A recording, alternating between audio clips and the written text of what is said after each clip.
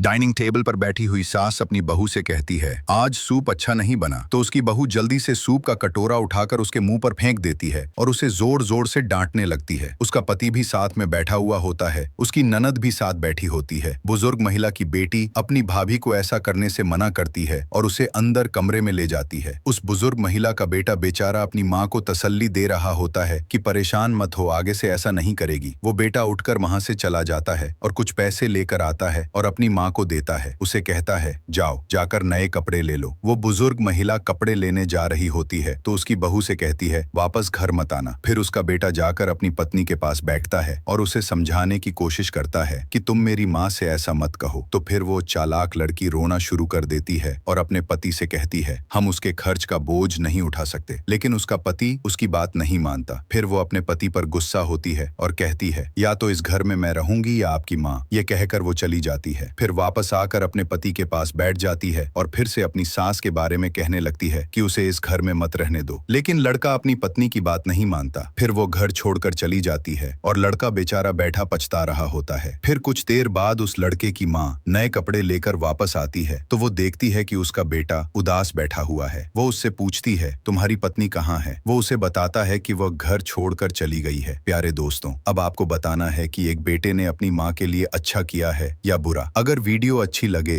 तो फॉलो और सब्सक्राइब जरूर कर देना।